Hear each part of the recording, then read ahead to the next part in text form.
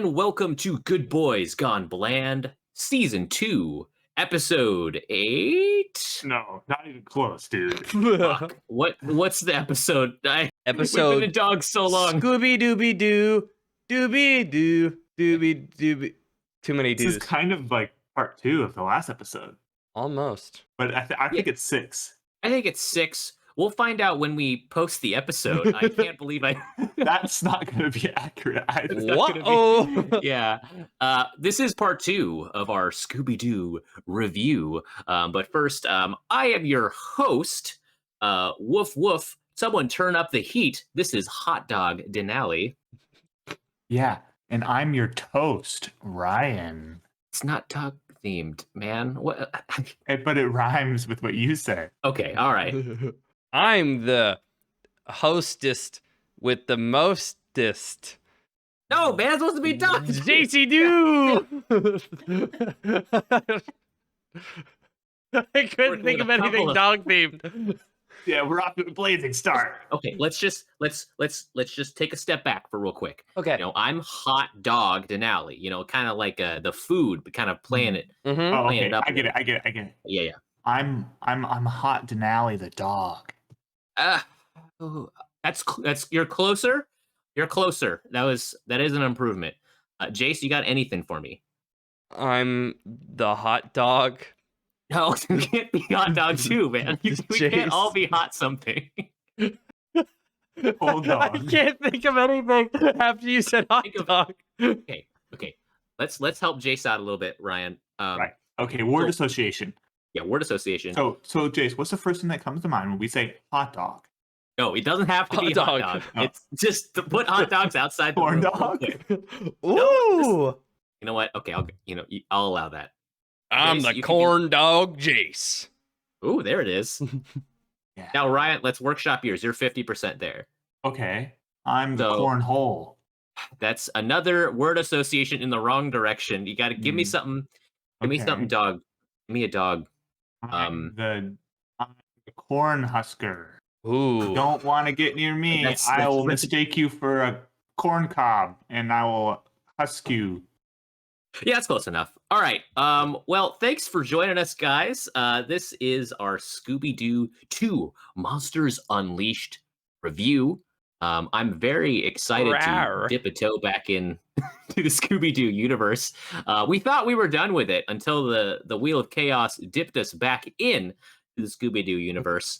Have you guys immersed yourself at all? Have you guys been kind of looking into Scooby Doo lore now that you're kind of in that wheelhouse? I wrote a bunch of fanfics. Oh, nice. Mhm. Nice. Anything we can share on air? No. God, no. Absolutely not. So you I wrote the fanfics that'll make you money. Yeah, I we can describe already. it. We'll have to bleep out the next 5 minutes.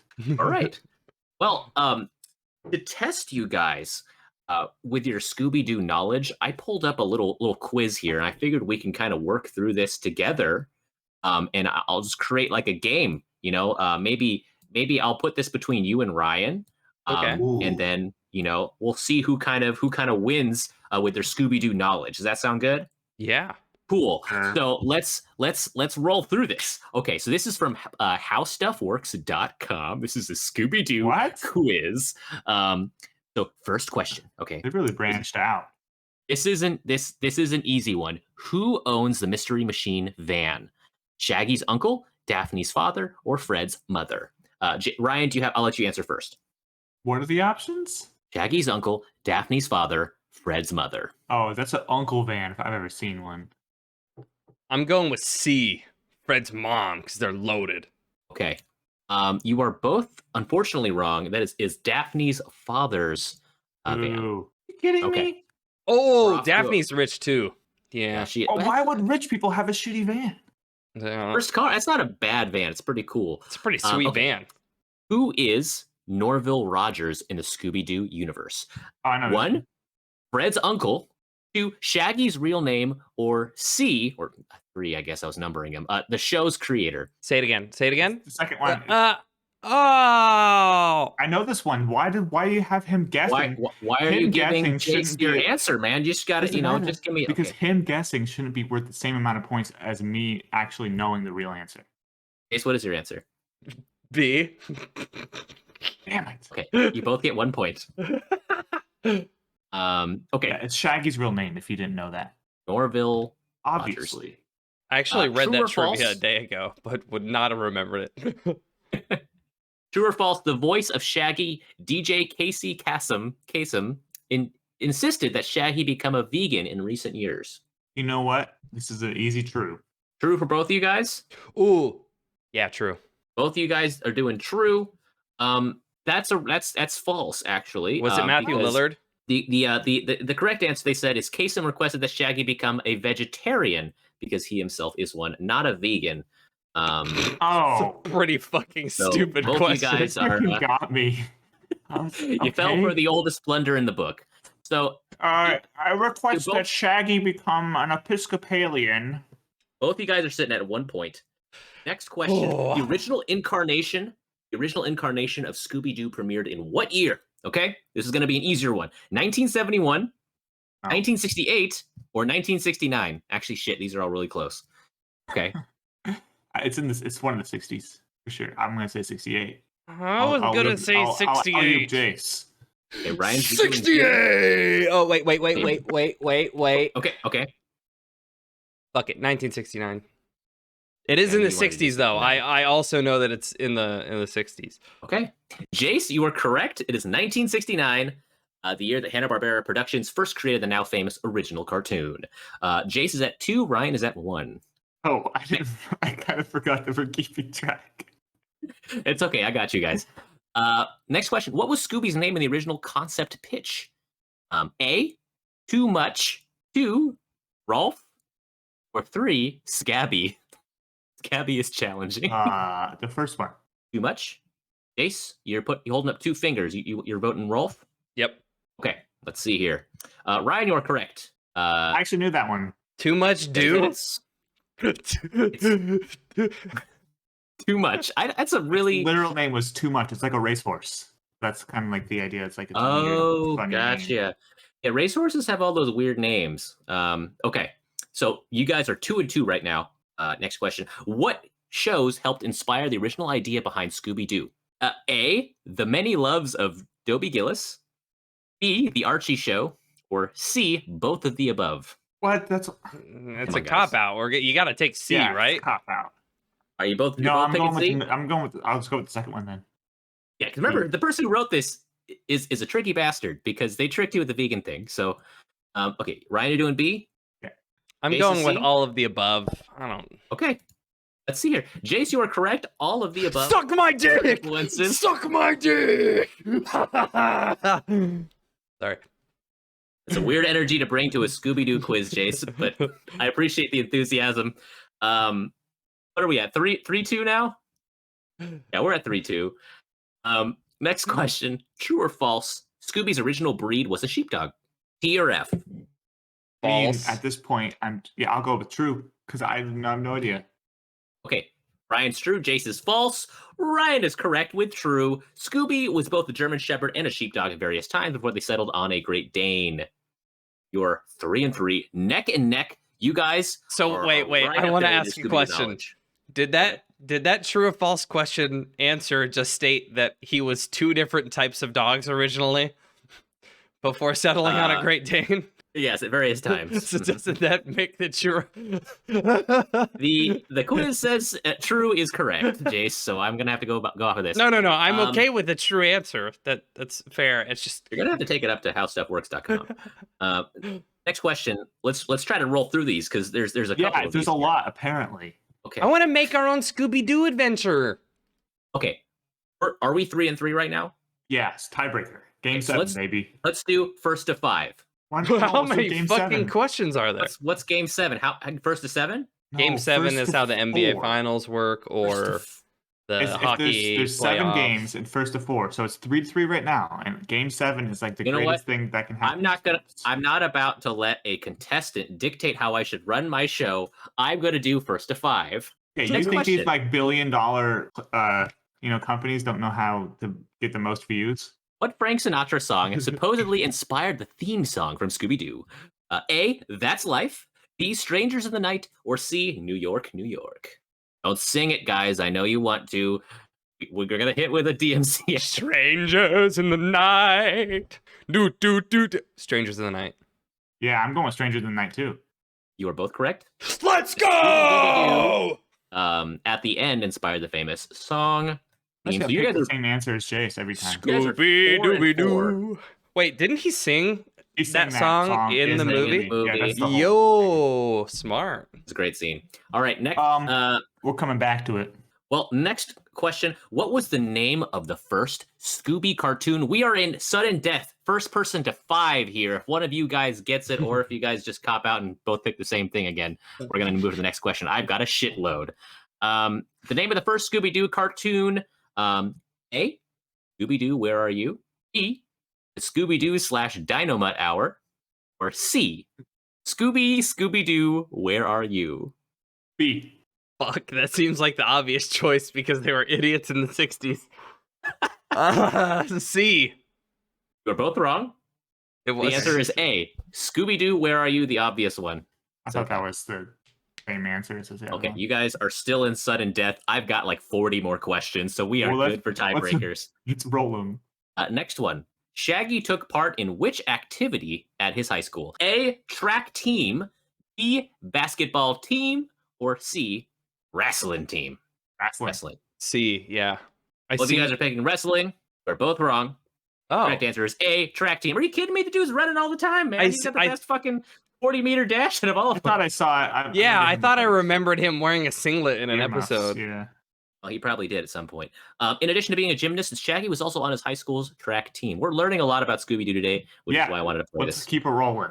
Yeah. Next tiebreaker question. We are still in sudden death. Both of you guys are worthy competitors. Yeah, we're hitting fly balls. What is Velma's last name? A, Dankley. B, Dinkley. Or Dinkley. C, Dinky. It's Dinkley. B, Dinkley. Both of you guys are picking the same fucking answer again. No risks taken here, It's the right folks. answer. It is the correct answer. It says, pay attention and you'll know that Velma's last name is Dinkley. She even looks like a Dinkley. Right. That's kind of a shot at Dinkleys. The next What does question. that mean? What is the name of Scooby-Doo's nephew? Scrappy Doo. A, Scooby-Dum, B, Yeah. Scrappy-Dum, or C, Scrappy-Doo? Yeah, we don't have to do this one. Jace, what is your answer? Scrappy Doo. He's in the first movie. Let's You are go. both correct. Okay, Ryan, I'm the host here. Next Denali's the teacher that's giving the questions at the end of the quiz that are for the dumb Idiots. Extra Okay, credit. This next one might be a Ryan question. What kind of animation was the original Scooby-Doo cartoon? A, cut and paste cell. animation, B, stop motion animation, or C, cell animation? So It was stop motion. Wait, what was B? I think it's Cell. Cut and paste, stop motion, or cell? I'm gonna go with stop motion just because of the backgrounds, but I don't know what any of those are. Is that your final answer? Yeah. I want to lose. Ryan is correct with cell animation. Like all kinds of early animation, Scooby-Doo was hand-drawn on individual sheets of acetate called cells. Ryan, you are crowned as the Scooby-Doo trivia champion. You know most about Scooby-Doo. You fucking nerd. you idiot. Look at this Dinkley over here. What a dinkley. I won, but I lost because now they can make fun of me for knowing things. Jace, you get the other crown of being invited to parties and being a general cooler guy. Yes. All right, that went longer than I expected. You guys were neck and neck for a while there. Jace, did you want to do a choose your own Scooby adventure? That seems like it would be a great 3-person sounds amazing. improv. Okay. Yes. I don't know how we'll do it. So, are we about to do improv again? Because, okay, our improv episodes are asking a lot of our audience. And we just did an improv episode last Scooby-Doo, but I guess since we're doing It's it, asking a lot of us and our editor. It could not be. I don't know the best method to build our own Scooby-Doo adventure. It could be a question to each of us, like, what would you haunt? You know, or come up with a fictional place. It doesn't have to be us acting it out. Okay. Yeah, I think that's fun. Let's do We can it. just discuss. What would you do? Yeah. What would you Scooby do? Oh. Okay, this If could I be a little mini Scooby-did. segment. Adventure. How much Scooby would Scooby Doo do? If Scooby-Doo could do. Okay, what if we're thinking about our own Scooby Doo adventures, are Mhm. we thinking about if we were a Scooby Doo criminal, Yeah, what for kind sure. of tax fraud would we commit? Because it's always some dude dressing up as like a crazy like pterodactyl monster to lower the property value of like something he's trying to buy or some shit.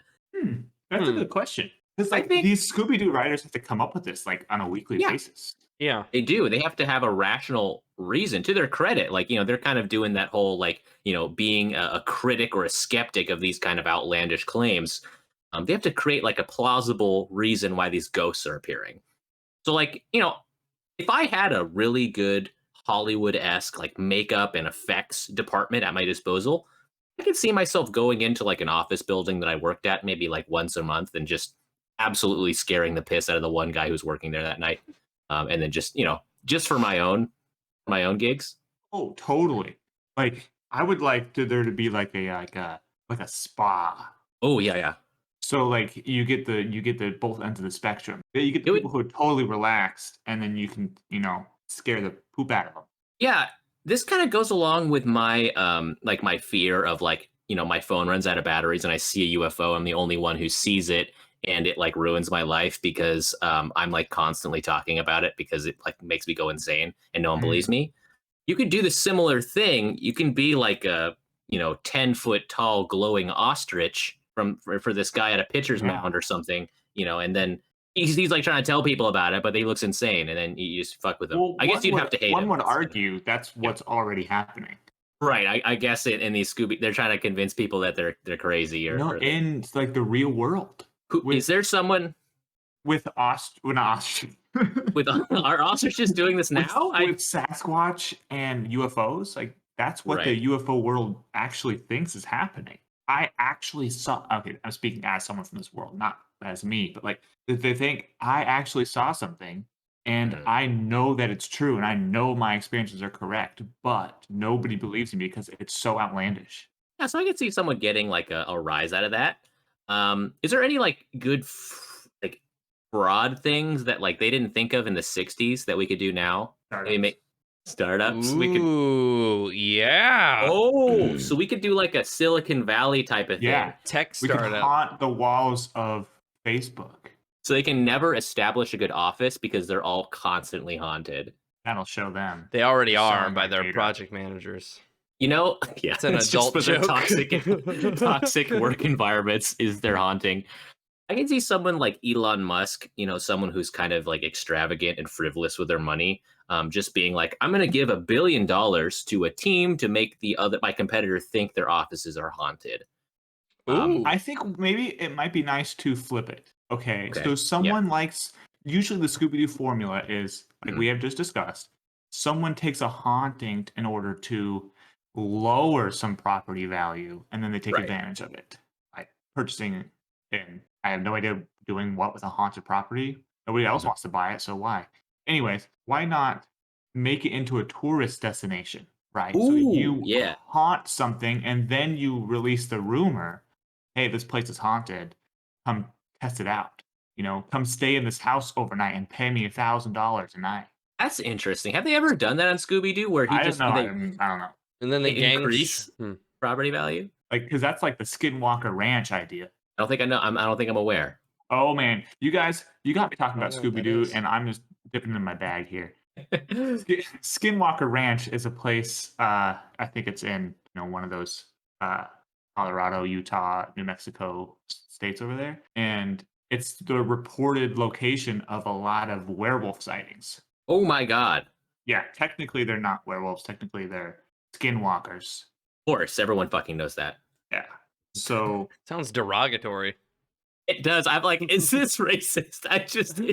It feels weird, but yeah. well, right. So that's the thing: is skinwalker is a is a Native American Right. idea. Yeah. So there Makes could be a Scooby Doo episode where maybe there's this guy who's trying to appreciate the value of like this old widow's house. He's trying to make it haunted and turn it into like this cool destination. And the mystery gang catches him, and then they depreciate the lady's house value. And then it kind of becomes like a gray area. Like they're like, what the fuck are we doing? Why are we even catching these ghosts? What are we chasing? Yeah, I think it would be really neat to like have maybe some guy like spend $1,000 to stay in this stay in this house overnight, and if you can, then you win, $1 million or something.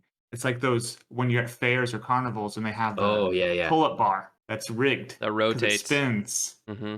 and everybody's like, "What? Pay $10, and if I can hang on to that thing, then I earn $100? That's amazing." But it's kind of rigged. Do that for Haunted Mansion. Okay. Ooh, yeah. Okay. And they would be drawn in because of I feel is the gang. I feel like they're more concerned with malicious ghosts. Would the gang be okay with this, or would they come adventure totally. there out of curiosity, no matter what? Our It is- skeptics. It is malicious. It's getting people to leave the house before they win the $1 million. Oh, And stealing money from them, defrauding them. Okay, so I think we got a Scooby Doo episode there. So we've got appreciating house values, doing a haunted house where they get so spooked that they leave for money. That's not bad. I feel like those are just kind of gray areas. Those seems like things that real estate people do anyways.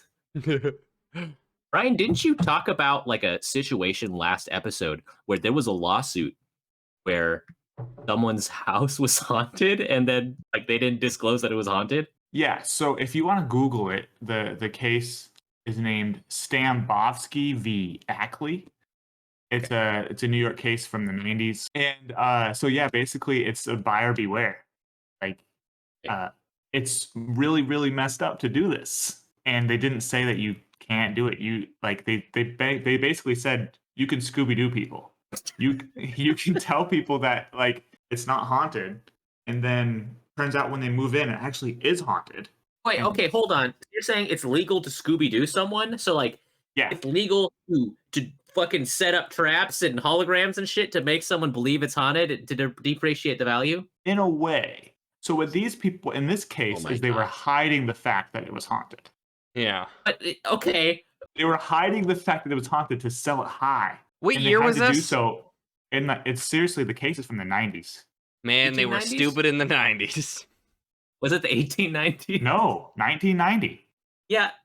So, but there's legal standing? Like, the justice system recognizes haunted houses? Yeah. So the idea is that it's buyer beware. Like if you agree to buy a house and you're not from the town and you don't know and you don't do your due diligence to find out whether or not the house is haunted. By a spirit. I like a... Well, by reputation. It doesn't matter whether it's actually haunted. It only matters what people believe. Because this new person that just bought the house from out of town now cannot resell it unless they find a sucker. So it's the perception, not the fact that the judge was like, this is recognized as a spirit, a Yes. spirit that is real, that exists beyond our plane, is existing. Okay, so it's the perception of the spirit. Well, right. But Interesting. so, okay. so there's a difference between as a matter of fact and law, right? So as a matter of fact, we cannot say that the house is haunted because we just don't know. Oh, for fuck's sake. Okay. But by a matter of law, you can say that the house is haunted. So, okay. Could we run into a scenario where the mystery gang busts the guy who's haunting this house, and the cops are like, well, what the fuck you want me to do? This is legal. Yeah, but that would be a weird scheme because you would have to haunt it and then cover up your haunting and then just to screw someone over. Can I sue the person who sold me this house for reverse libel? First The line. truth. For foreshadowed libel? For saying in the You told future- everybody in the past that this house was haunted, which isn't true, which means now I'm gonna sue you for lying and demeaning in a my personal suit rather than Yeah. a property lawsuit. Yeah, take it as a personal suit as Face the your owner. hire. Oh, fuck yeah. You know what I'd do if I had a ghost rig?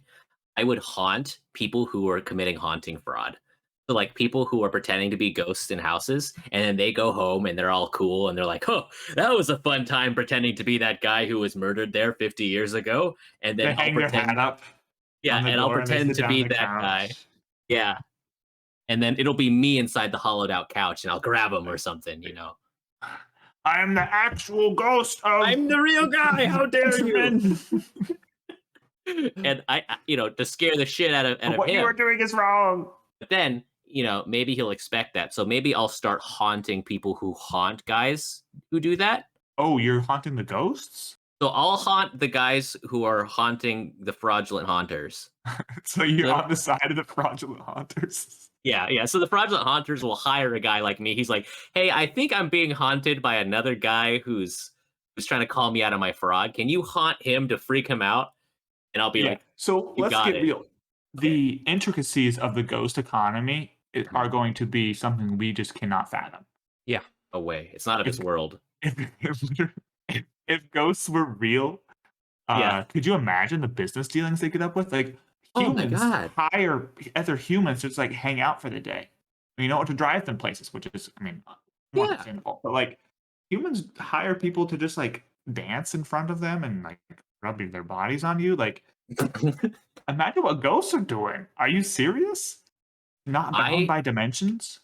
Would love to have a haunted car with a ghost that gives me GPS in like a really nice voice and was like really good at telling me the directions at the right time. Like Knight Rider. This is hell. That's a hell on earth. We've departed from ghosts are on this plane of existence to finish what they left undone, to you live, you die, and you are on earth as a ghost for the rest of your life for no Hold on, reason Jace. whatsoever, which means there are millions and millions of ghosts just like, Well, also there's a huge hole in that I think people who believe in ghosts don't address. Is that where are the new ghosts? The ones wearing like Supreme shirts. Yeah. And Yeah. Who got hit by a car when he was crossing his way to Urban Outfitters? Like, Well, they're good, man. They don't got unfinished business, dude. They have modern minds. They're just, go with the flow. Not like people from the 1890s who had hard lives, man. They fucking died when they were like 20 of old age. thrown into a fucking river. She floated, kill her. What I was gonna say about the car, like, I think car dealers could specifically market cars, like people who were murdered in cars. So the car is haunted. Okay, that's a little dark, but they'll be like, "There's a permanent GPS in here. Like, he has unfinished business in this car. He is soul bound to this Kia Sorrento, and he died giving directions, and this is what he wants to do. It's fucked up. said it was a left, but it was actually a right. No. You have to say that every time, Ghost. he one day you're just driving and he's like, this is the right up here. You turn in, it's through wedding day. He says, I'm finished. And he dissipates, yeah. And then you're like, why I spent so much money on this fucking car if the ghost could just leave? Oh, so what if the ghost tricks you into finishing his business? Or he like tricks you into running someone over? So would we grade cars that are haunted in tiers? So you have cars where there's a real risk that the ghost could end up completing its mission and you no longer have a haunted car.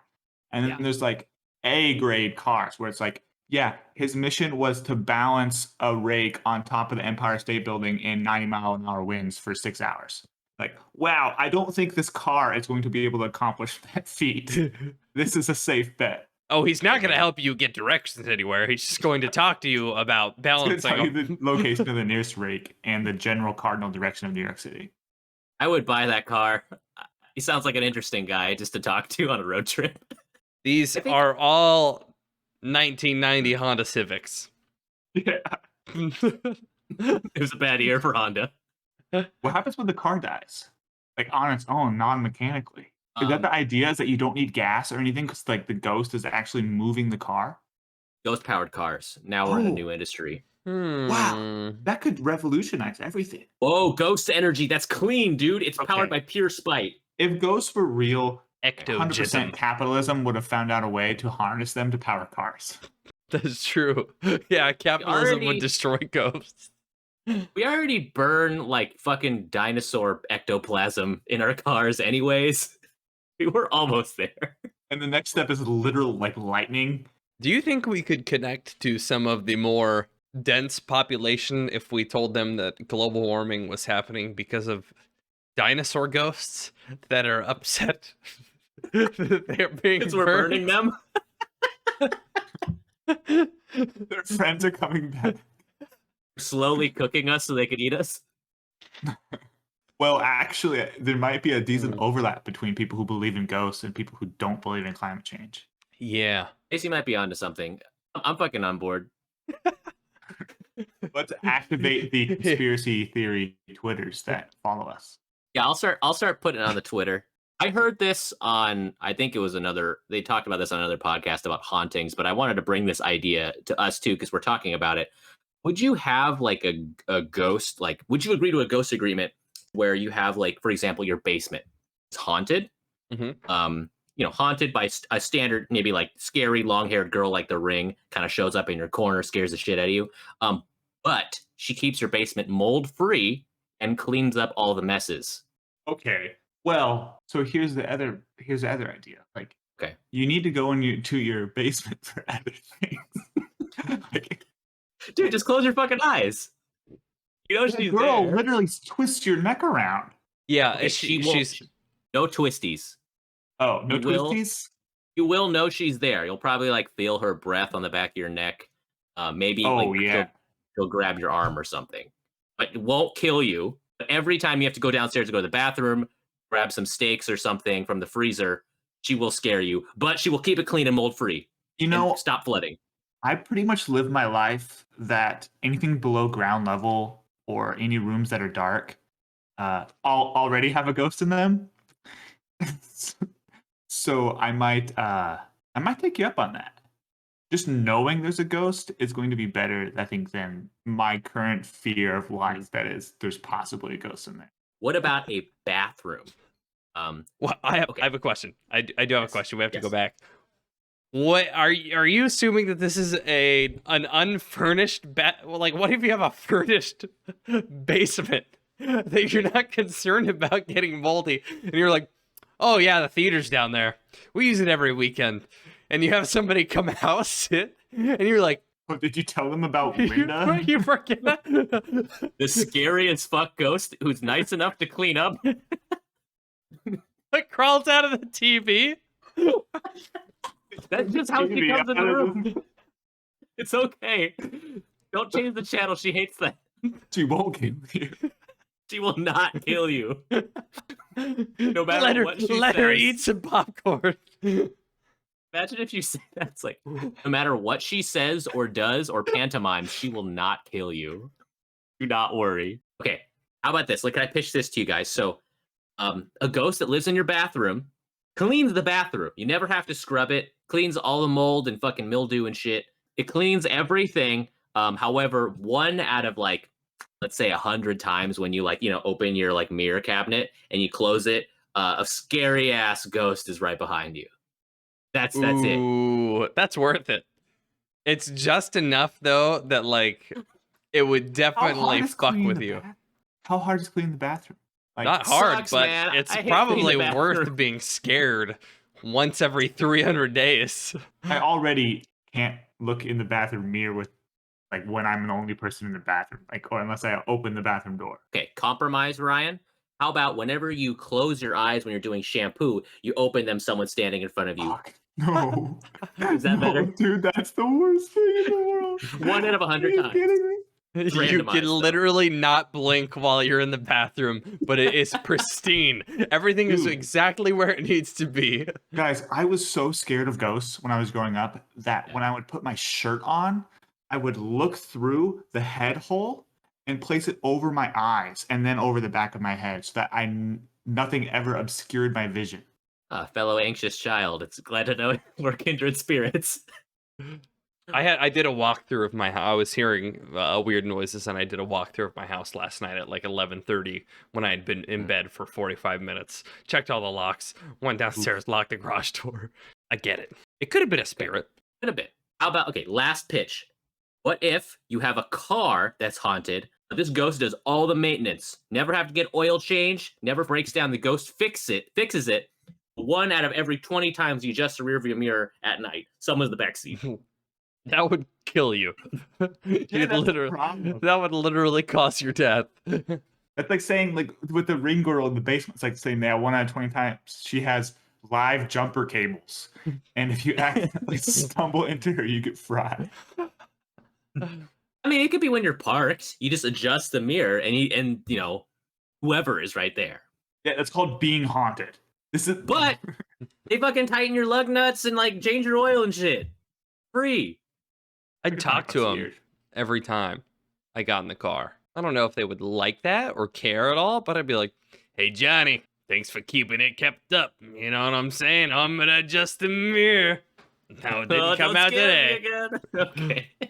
I think the implications of ghosts are just like really interesting. It's just like there's a whole capitalist economy behind it that's not very scary and more cynical and kind of shittier than actual ghosts. That's an interesting premise. Yeah, you definitely have Jeff Bezos having fucking ghosts working in an Amazon factory, processing transactions and shit, like programming, dude.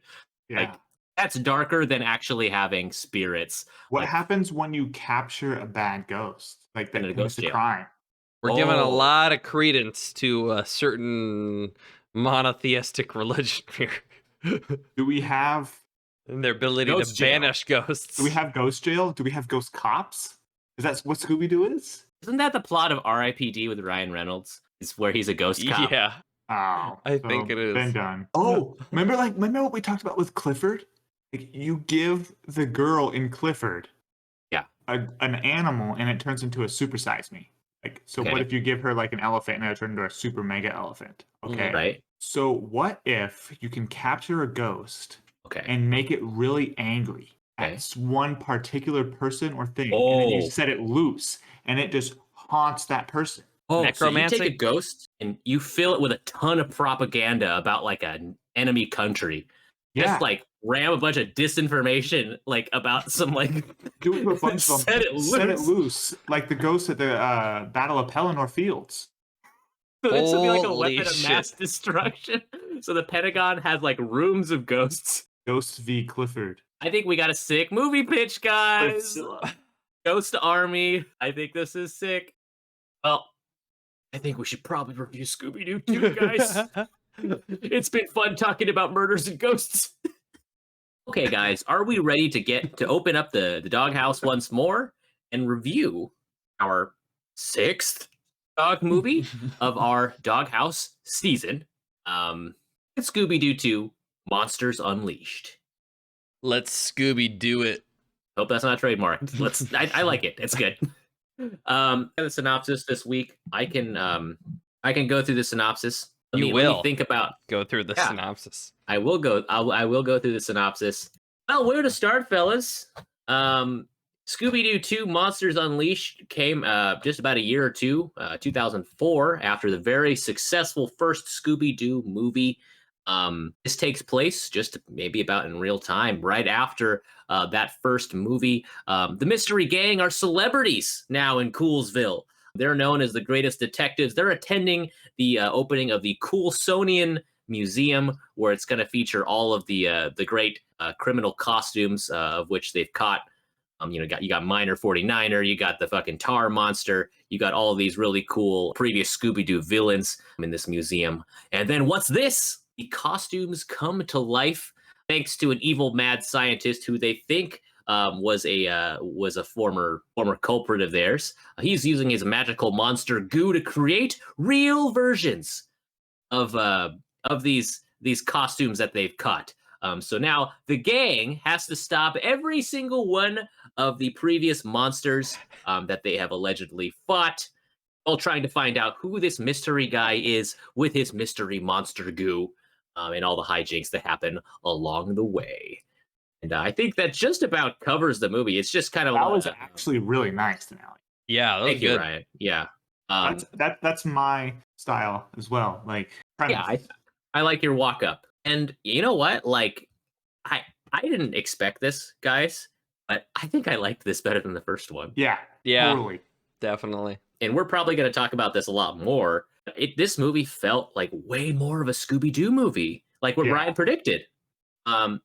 They leaned like maybe just one notch on the dial towards kids movie, and I think it totally worked. Yes. They played up the comedy, the Scooby-Doo-ness, the hanging out in like haunted houses, doing gags, and I think it was to its benefit. It was less of like like the scary movie-esque parody, and more of just leaning into like a Scooby-Doo movie. You can tell the people who made this loved Scooby-Doo and really played up that premise. They did not give a fuck about making a realistic movie. It's just like a live action cartoon, and it totally worked. I was totally here for it. Plus, adding to the cast with Seth Green, I think was a great choice. Oh, yeah, he was hilarious. Yeah, always performs well, and he's a great character actor. But he's not a character actor, but he does that job really well. Yeah, you have the 2000s finest in here.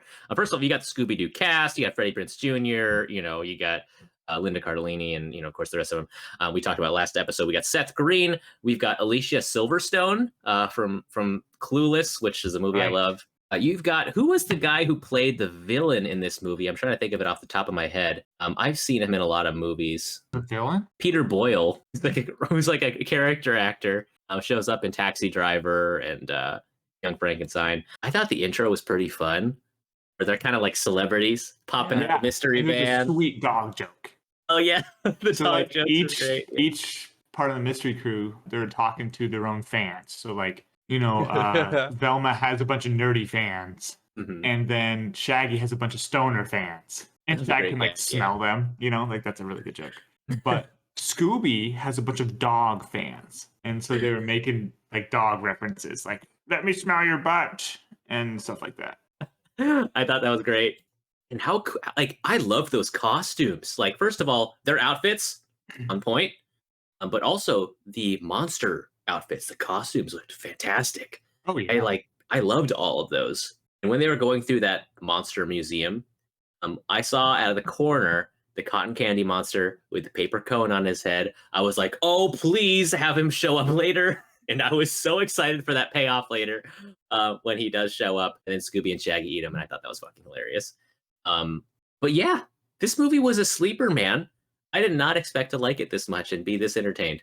Yeah, I think the first 15 minutes were actually really solid. Like script writing, the jokes were really nice. Like they all landed, and they introduced the plot, right? So we have Scooby in this one. It's Scooby and Shaggy feeling alienated from the court because they don't actually solve any mysteries, rather than the whole group being, kind of thrown apart. So I thought that was really nice, and you could see them like, rather than the other ones be like, oh, we're friends, we should get back together. In this movie, it was that each person adds to the group in their own way, and like Daphne and Velma are friends.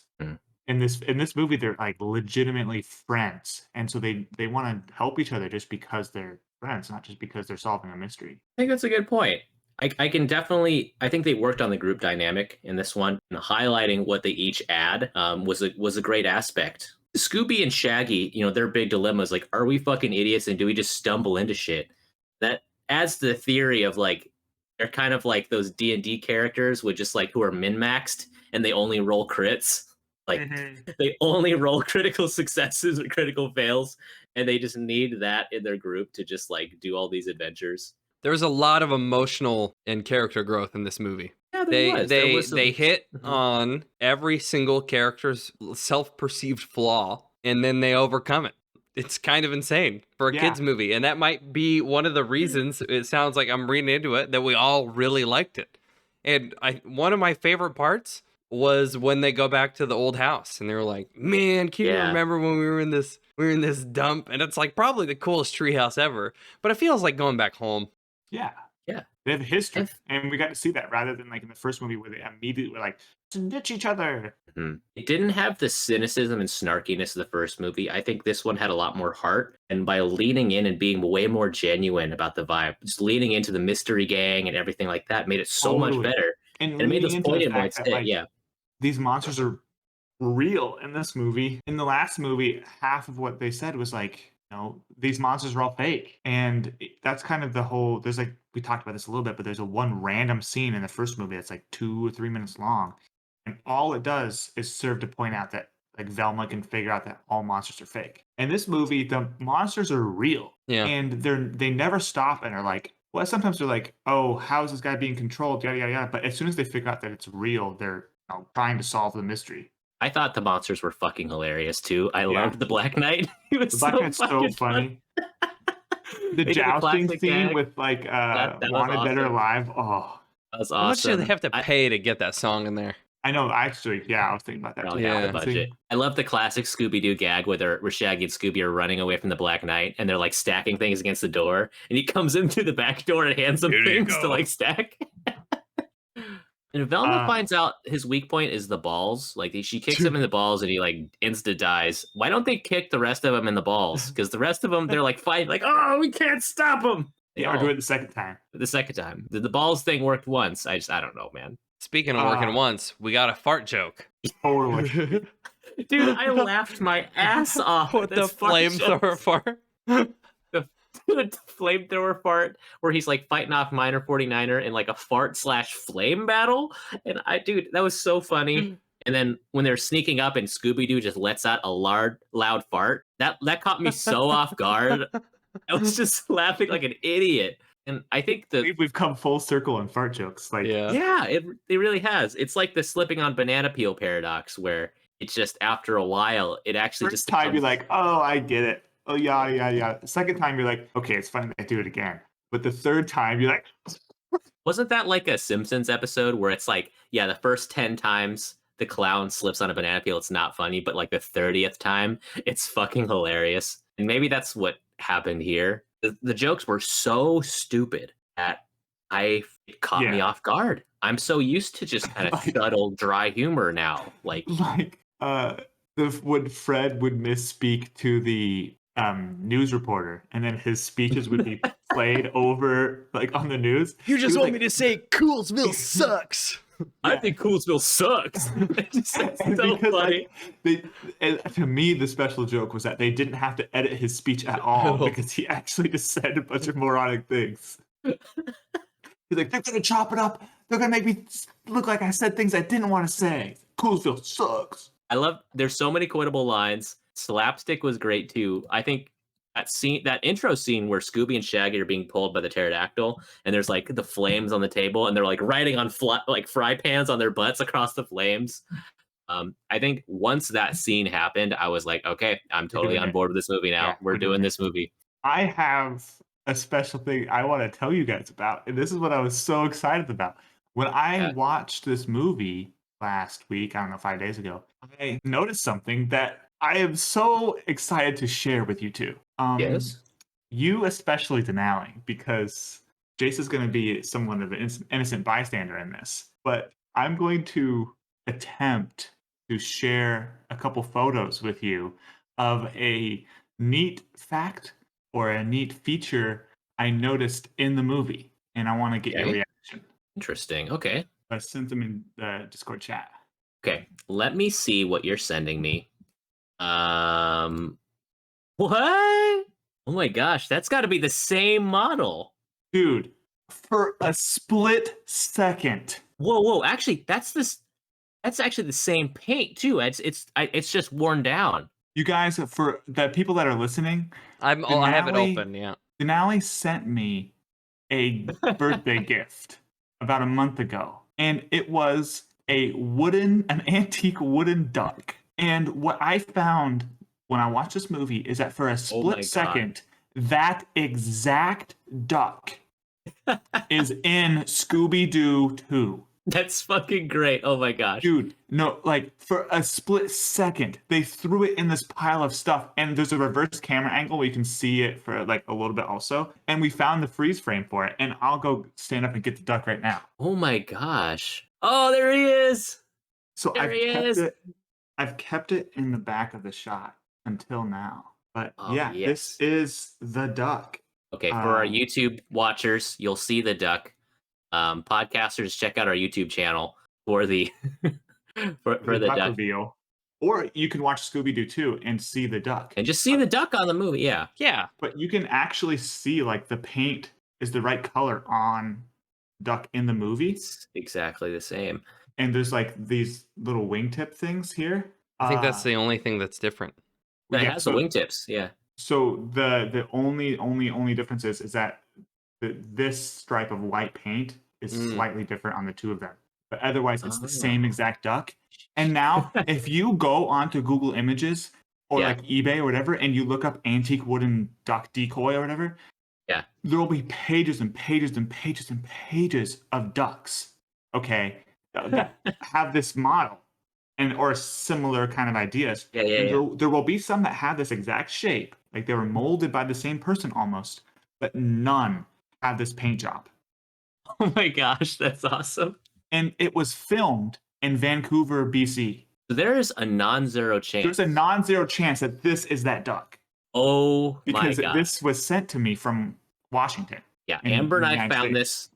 Amber and I spotted this duck in Snoqualmie, Washington, in like this like really small, really cute thrift store. I can't remember the name, otherwise I'd plug it. Actually, It's on the main street. But we found that in the corner, and we were like, "Oh yeah!" And the duck has a mysterious quality. When I picked it up, I felt a There's something power. about him. There's something about him. Like he's got this. He looks at you, and he's got these glassy. You're not gonna be able to see it, but he's got these glassy eyes. Oh God, Ryan, you're haunted.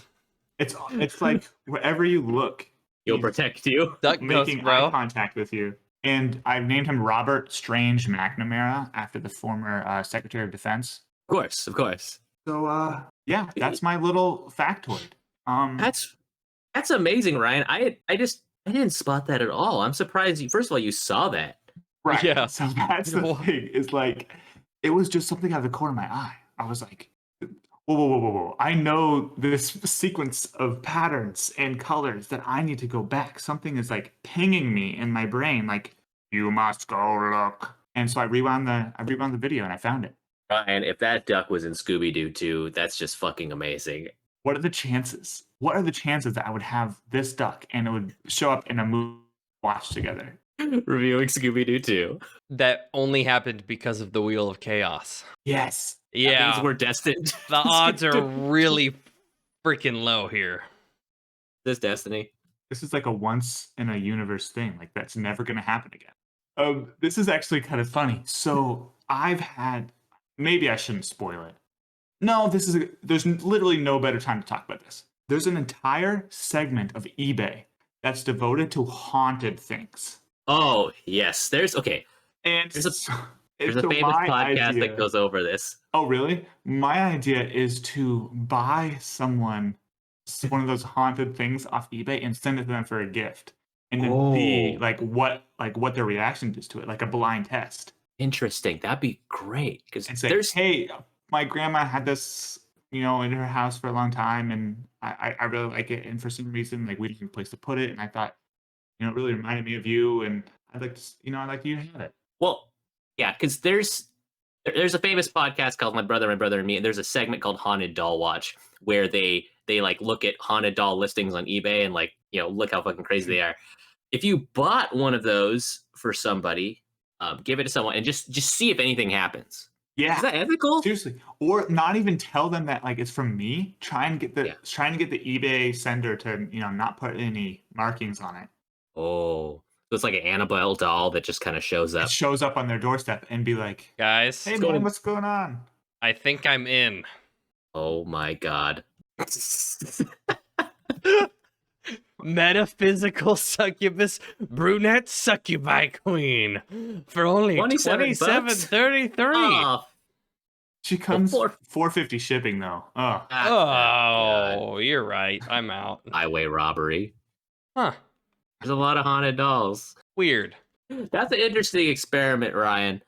I definitely didn't do that to you. The lady said there's only a 60% chance it's haunted. It may have witnessed a murder. That's pretty wild. That makes me really happy though. That this duck is a presence within the world of cinema. To get back to the movie here. One thing I really enjoyed about the movie is the fact that it's a really 2000s movie. It's a bit of a time capsule of its time. It's almost like Scooby Doo was retro within retro. It's kind of reskinned to have this 2000 style with kind of that neo disco party that they had. Just the soundtrack, even just the outfits where it's like 60s style, but definitely with a 2000s aesthetic with it. And I think that made the movie a lot more enjoyable for me. If this was done with a similar style nowadays with like 2021 style, I don't think I would have found it as like interesting or entertaining. Well, right. And we've talked about this before, where a movie that purposefully sets itself in a time period is fun. Mm-hmm. But if a movie is trying to be cutting edge and trying to always like be modern and blend in with modern society, it's not going to go well if that's not done purposefully and they don't put bounds on it. Yeah. Like in this one, I would say the one thing is like the cameo by Ruben Studdard. Who's Ruben Studdard? He was like the runner-up on the second season of American Idol. Same. Okay, it's really random. But that's great. Did you guys? There's a lot of random gags. We can't get into all of them. It was just like, first of all, the set designs are awesome. They were going through like the Victorian mansion, and it was haunted as fuck. But then there's a scene where Shaggy like bumps into a gramophone, and it like explodes and plays "I like big butts." Yeah. And I'm like, why was this 80-year-old creepy dude had this on vinyl? He has 'Cause a he's vinyl hip. copy of Sir Mix-a-Lot. It's so tight. There's just, I don't know. There's things like that where you're like, why was that there? But it makes it so much better. Why did he have a contraption that traps people in balls with a biometric lock after going through a Rube Goldberg machine, and they are not allowed to leave until he gets home? They're like, he'll be home at 7 p.m. It's fucking Mind you, he hilarious. did give them a warning. Yeah, they're like, don't ring the doorbell again. The night getting kicked in the balls and saying "ow" right in the round tables. I thought that was pretty. Yeah. That whole thing with like all the Scooby Doo villains hanging out in the same bar was kind of wild to me. Like conceptually, like they all hang out and they're like surprisingly open and cool with each other. Yeah, the only thing they have in common is that they were caught by the same people. And like Yeah, dive yeah. bars. I guess they like haunting things. They're all listening to disco music. Yeah, they're And down to get Scooby and down. Shaggy rolls in and they're dancing and they break out into like a disco song and dance. They're it's all choreographed and shit. Now that was actually an awesome number. What? It's super fun. The choreography for that scene was actually really good. And to think that all of these criminals are like super down with just breaking out into a dance number was just great. And then I loved like the after credit scene of just seeing all the actors dance. I could tell they had a lot of fun. With Ruben Studdard. Do we want to get into the reviews? Yeah, we could do that. Well, can I just ask you guys one thing real quick though? Right, you're a pretty ethical guy. I consider you pretty ethical. Can we talk about the ethics of like creating monsters, giving them life and sentience, and then murdering them? Because that's what they did in this movie. So from whose standpoint? Like these monsters were created, right? Like the Tar Monster and like the Black Knight, and they like wanted to live and they had a purpose. And Scooby and Shaggy kill them by basically like turning the switch and turning them back into goo. And like they didn't want to be turned back into goo. Like, that was kind of weird.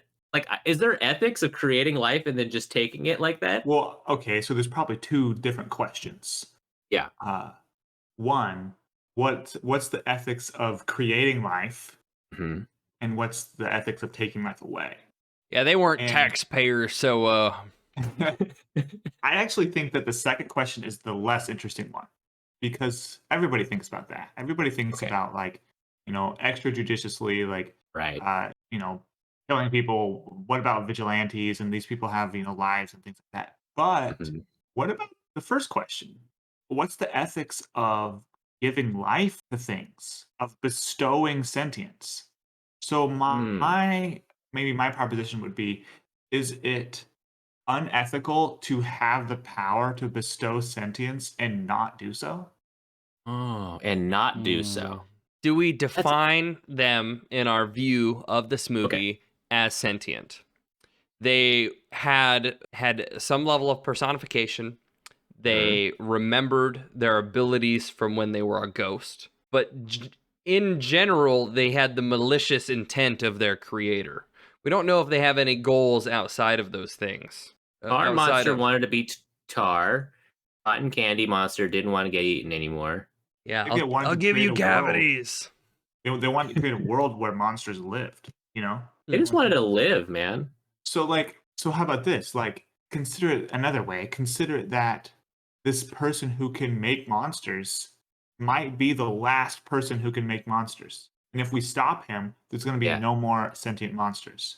And therefore, is it actually okay for him to carry out his mission through any means necessary? Because if he doesn't, then it means the extinction of an entire, species. Monsters.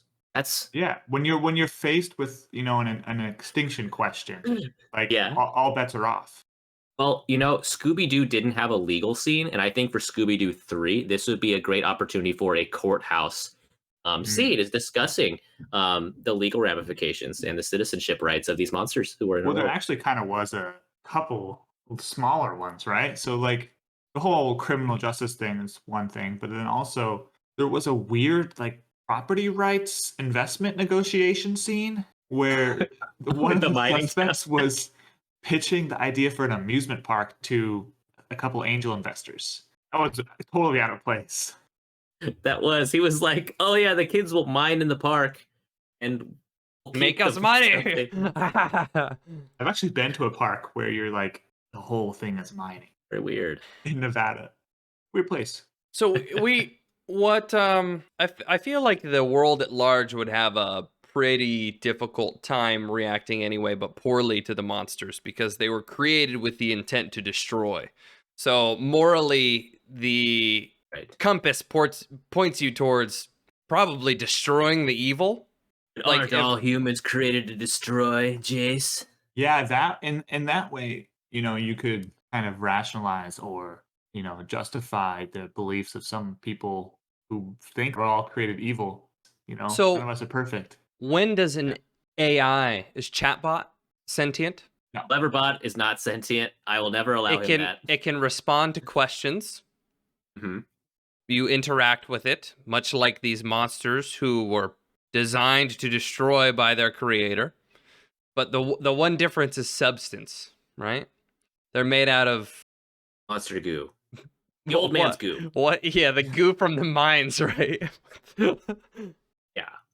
Honestly, Hmm. I would love to hang out with Black Knight just like, just in like a bar setting or just play Xbox or something. Seems like a funny guy. He's pretty funny. His And also the goals guy might with- be like drastically opposed to yours. That doesn't mean you wouldn't get along. I don't know what his goals are though. I mean, could it have been self-defense? Like he was in That's his own kinda what I'm saying. house. If they don't take over the world, then we're gonna extinguish them. What if he just wanted to live, man? What if he wants to open his own restaurant? I think Okay, we should swinging a review this sword at. Okay, he was trying to murder. Okay, he was. All right, but he was just born. He was only like 3 hours old. He didn't learn. Okay, we should review this movie. We got pretty far off track. We're swerving way off the lanes. Jace, do you want to just Scooby Doo can talk to everybody. Yeah. So does that grant him? That would grant him the same rights as these monsters. Oh, we're Right. still on this. Okay. Oh my god. I would say so. Oh, totally. Scooby-Doo? Scooby-Doo should have equal rights. He's a fucking dude. He's so smart. They treat him like he's an absolute idiot, but he is the smartest fucking dog in the universe. He knows like movie references and shit, and like where's disguises, and like he's extremely smart. Huh. I want them to make a Scooby-Doo where the Scooby-Doo is just like a normal dog. I feel like they would do that Like nowadays. Airbud. Like, yeah, it would just be a fucking dog that kind of barks, and they'd put like subtitles underneath it. They would. Okay, I feel like there would be a CW show where it's like realistic and dark and sexy, and it's like edgy. They're solving real murders, and the dog is real but barks and has subtitles. Like they're gonna. Treats it like a normal person. It would be like a Riverdale type of thing. I feel. Jace, do you want to close this out with your Woof-Meter? All right. Woof-O-Meter. I fucking love Scooby Doo. They nailed the CGI in this movie. They really brought it home. They increased his volume, I think, a little bit. They didn't push it over the top. I think it was maybe sitting around 50, 60%, it felt like to me. Killed it in the interactions with Shaggy. I liked a lot of the stunts in the slapstick in this one a lot more. Cut straight to it. I'm giving Scooby-Doo a 10 in this movie on the Woof-O-Meter. Wow. I'm giving him Whoa. Scooby-Dooby Dooby Dooby Dooby Dooby Dooby Dooby Dooby Dooby Dooby Doo. Oh, God, So surprising. man. That's a solid score, man. 10 on the Woof-O-Meter. I think Mhm. is that our first 10? for the It season? ties my No. it ties my Airbud score, Yeah. Okay. which is strange, but we are in this quasi dog-mentional space, and Yeah. you know everything goes. Everything goes into space. Jace, I agree. I think the movie really benefited from more Scooby-Doo. I didn't think it would, but more more dog goofiness actually really worked in this movie. I laughed my ass off. Every time Scooby and Shaggy had a scene together, I was like, "Oh yes!" Like I love these parts of the movie. I won't give it a 10 just because there was a lot of human scenes. I think it was still human driven a lot. I think there was a lot of great scenes that were kind of led by the more human cast. You know, you get Velma, Daphne, Fred. However, this is a great dog movie. If you fucking love dogs, dude, you're gonna be psyched. And I think people will like watching the Scooby Doo scenes. I'm gonna give it an 8. This is high on the Woof-O-Meter for me, my man. Yeah, I think I'm gonna agree with you, Denali, completely. Just speaking from dogs, like just rating the dogness of this movie, I think 8 is perfect number. Volume is it, but there was not really a bad Scooby Doo joke. I think maybe the one stupid Scooby Doo joke was like the farting, but we already established that's hilarious. Yeah, so let's go with that. Let's go with 8. I'm no qualms, and I'm not trying to rely on like an internal consistency between my movie to movie rating anymore because I just gotta go with it. Great. Well, I think we're tossing off some high numbers, but let's see what we think about the overall reviews. Jace, do you have a review for us? Yeah, I'm I'm disappointed that this movie flopped in comparison to the first one. Yeah. It's the stronger movie. It's got better writing. I think the set design was better. They really utilized the source material here, and by God, they done it. I want to give it like an 8 or a 9. I don't think it's perfect. I can't give it a 10. I thoroughly enjoyed watching it. The jokes hit, and I like the addition of Seth Green and his character. I think they played the plot well, where you thought he might be the villain and then wasn't. You know, I'm gonna give the movie an 8. An 8 feels about right. It feels a lot better than a lot of the movies we've watched across 3 seasons of movies. I really enjoyed this one. All right, an 8. Nice. Yeah, fuck, man. It's been so long since I've seen a movie I've really truly enjoyed from a non-ironic level. That's what I'm saying. I think that throughout the last few episodes, I've been saying like I think that dog movies can't get so good, and then eventually we're gonna normalize to only be rating dog movies on a scale of 1 to 10. I'm in euphoria right now about what I just watched. Dude, I was coming off a really like exhausted, fucking frustrating day, and I turned on Scooby Doo 2 and it turned my entire night around. Like it was exactly what I fucking needed, dude. It was so cathartic. I don't know if it's because I have an adjusted scale because I've watched 6 dog movies in a row. I don't know how I'll react if I watch Interstellar. Like, I don't know if my brain can handle it. But dude, I really liked this movie. I did not expect it to be better than the first one. Like we already said, it committed to the Scooby-Doo and it totally worked. I'm going to put this up to the Hall of Fame of better sequels, man. Bad Boys 2, fucking Toy Story 2, The Dark Knight, Terminator 2, Aliens. I'm going to put Scooby-Doo. Shanghai Noon. I'm going to put Scooby-Doo 2 Monsters Unleashed up in that Hall of Fame for me. I enjoyed it more. I don't know, man. I don't know what else to say. The jokes landed. I did not expect them to. I was entertained. It brought me back to that same feeling of watching the old Scooby-Doo movies where I was like laughing and really interested in the monsters. I thought all the characters individually shown on their own. Like Velma was really funny. Daphne had her funny scenes. Like I liked how she had a shirt with her own face on it. Fred had hilarious one-liners, and of course Shaggy and Scooby like stole the whole show. Yeah, dude, I'm scared to do it, but you know what? I'm just gonna do it. I'm gonna give this movie a 9.5. Okay. It's not a 10. I can't give it a 10 because it's not a perfect movie. In all good conscience, I do have some lucidity left. But yeah, this is scraping the upper limits, I think, of a dog movie. I'll still fucking tell people to watch this movie. I'm pretty much in agreement. I think that if you consider this a dog movie, which we've decided that we do for some reason, I think it's pretty good. And I think that the more we push the boundaries of what is called a dog movie, the more we can get up closer to 10. Because it doesn't have a lot of the basic tropes and I think budget and production quality problems that most dog movies have. You just want to watch The Thing, Ryan. I know it's Well, no, that's not really where I'm going. yeah. But I think this movie was overall a human movie. I think that it wasn't really a dog movie because there's 4 human characters, and for once they treated Scooby Doo and his relationships with his crewmates as like actual relationships. And there was other ones too, like Daphne and Velma. Their friendship was amazing. I thought that Fred like stepping up and being a hero first it was great. And he kind of set the stage for everybody else to say, "Yeah, I'm a good part of this team. I could be a hero too." And the jousting scene with the Black Knight killed me.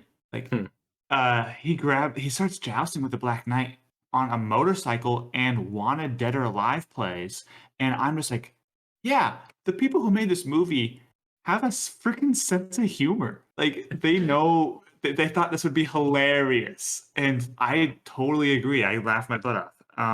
I liked that there was flashbacks to the mysteries when they were actually solving stuff, or references. The whole idea is a deconstruction of the Scooby-Doo premise. There's all these things they defeated in the past. What if they actually come back to haunt them in more way than one? And I think that the great one-liners, nothing really wrong with this movie. So I'm going to give it an 8. Also, I just don't think that production quality is up there enough. If the studio would have realized the script's pretty good, let's dump some more money into it, and they trimmed the fat a little bit, I think it could have went up. But great movie, definite improvement. I think I rated the last one a 5. So an 8, it's solid movie, recommend wholeheartedly, just not entirely for me because I'm not a child. I'm an adult and I fucking loved it. But yeah, that's fair. That's fair, dude. You know what else came out this year? Surviving Christmas. 2004. That year. Underdog Comics. That year. This movie made about 20 times the amount that Surviving Christmas did. That's not surprising. I really want more of that Scooby-Doo shit, dude. Like, it's such a bummer to me they didn't make a third one after the second one did so well. I want like a fucking Netflix TV show with the same type of humor and the same type of vibe. I think that would be really great. I did kind of do like a little fan cast, of Scooby-Doo, like a great Scooby-Doo cast. I wanted to get your guys' thoughts. Do you guys have like a fan casting if we did this nowadays? Oh boy. Yeah. Matthew Lillard everywhere. Matthew Lillard playing all 5 roles. Yeah. A one-man show. I would pay all of my money to see that. I would want what you shouldn't ask this question of me because I don't know actor names. The guy who played the captain in the newest Star Trek. I want him to be Fred. Chris Pine. I want Chris Pine to be Fred. You'd be an older Fred, but he would be I think he would pull it off. Yeah. I think he looks pretty young. He does look great. About as young as Freddie Prinze Jr. did in this movie. I did make a fan cast for 10 years ago. I was thinking like Chris Pratt for Fred, Emma Stone for either Daphne or Velma, and then maybe Jennifer Lawrence for Daphne. Emma Stone, I think, would pull off a funny Velma, and then maybe I don't know, like Michael Cera for Shaggy. I don't know. It's kind of a tough pick to recast Shaggy after seeing that. I think it would just be a much different movie. Yeah, it would. And then maybe Andy Serkis doing, Scooby Doo. Can we do the whole cast of Scooby Doo, Blade Runner, 2049? Just have the cast of Blade Runner do. I was thinking that too. Let's do Dune. I was gonna suggest all the actors from the new Dune movie. I was Chalamet as Scooby Doo. Gonna suggest Timothy Chalamet. Yeah. Okay, real shit. I think Saoirse Ronan would be good as Daphne from Lady Bird, Little Women. Yeah, Saoirse Ronan. Sure. That should be fun, Daphne. Maybe Cole Sprouse could do a Shaggy. Cole Sprouse. Ooh. Yeah. Is he completely out of the acting game? One of them is still in it, and I can't tell which one. Shit. It's the one in Riverdale. I don't know. The other one makes mead. Yeah. It's a meadery. If either of them want to do it, I'll give them a shot. So what's on deck? We want to get into the next movie here. What are we watching? Well, let's pull up the Wheel of Chaos, Jace, and then we can do our adds and removes per our original arrangement. Brian, do you want to tell the audience what our Wheel of Chaos is? You seem to Oh, be good at boy. explaining it. Well, yes. I think my explanation goes down over time as we lose our mind and get way deep into the Cool. verse. I don't do The it old yet. gods bestowed upon us a wheel filled with the names of films that will deteriorate our minds over time, and one unlucky patron has to spin it, taking us further and further into madness. All hail the wheel! Yeah, so we randomly select our next movie this season. Normally we debate, and it's very fun, but this is where put in the hands of someone else, someone up top. And we'll see where it lands and takes us next week. So the possibilities are Cujo, Rain. I don't know what that is. Oh, that's the terrible movie I think we put on there. Turner and Hooch, 101 Dalmatians, Isle of Dogs, a movie called Wiener Dog, and then Air Bud 2, Air Bud Spikes Back, Old Yeller, and Homeward Bound. And now comes the time where we ask our panel, would we like to add a movie or delete a movie from this list? I'm going to request an ad. Oh, Okay. What's it gonna be? Best in Show. Best in Show. Okay. I've never heard of that. What It's is a it? comedy about people who run in like a dog show. Oh, okay. Interesting. What year? Yeah, I think 2000s. All right. It is Put on up I there. think it's a dog movie, and I'm actually gonna withhold my veto. Withhold your veto. Okay. Ace, do you want to do your ads / removes? I'm not adding or subtracting anything this week. We've got a solid You like list. a list? Yeah. Yeah, I'd like to make an ad. I'll put in 1976's the Shaggy DA. Oh my Um, god! I believe I want to say it's like the 18th entry in the Shaggy Dog series. When a successful lawyer returns from vacation to find his home has been burglarized, he turns into a sheepdog and becomes a lawyer or some shit. I don't know. Wait, so are we gonna know the Shaggy Dog lore? Wait, so How much you didn't Shaggy pick- Dog so- lore is so- there? So don't be confused. This is not the first movie called The Shaggy Dog. This is a sequel where they get real weird with it, Yeah. and it's the Shaggy lawyer essentially, the Shaggy prosecutor. Apparently, the Shaggy DA actually did pretty well. It's considered a successful sequel to the What original are Shaggy. you removing anything? You know what? I like the rest of the choices in here. I just thought we should just throw in, a wild card over there. Okay, Jace. Hey, Let's, I am shuffling twice. Nervous for this one because I really feel like it's going to be the Shaggy DA for some I reason. got to feel it. Yeah. I have that feeling of fate that I got with Scooby Doo and Clifford. Yeah. Let's see if we're wrong. Okay. Oh, it's Here man, I don't know. we go into madness.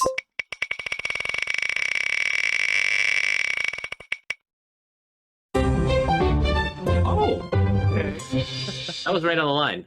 Okay, what is it? It's Best in Show. All right, that's So Ryan's I pick. think Yeah. this is actually going to be good. I think this is actually going to be a welcome reprieve.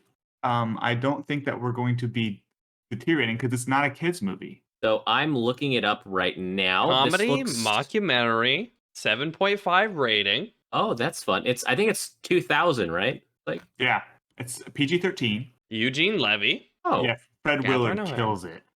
Catherine O'Hara. Wow, this is like basically Schitt's is like Creek. Yeah, right. This is like a real, actual movie. We're watching Dog For Shits in adults. Creek next week, fellas. You know what? I've never heard of this movie, and I'm intrigued. And I see that I could rent it on Amazon, so that's a huge plus. All right, Best in Show.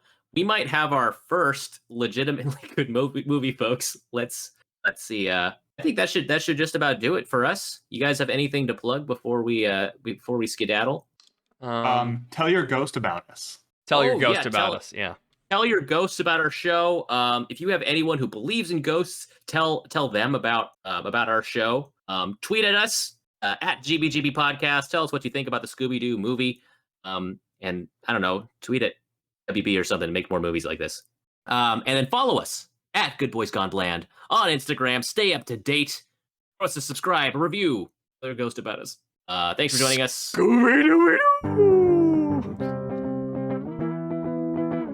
Scooby Dooby bye.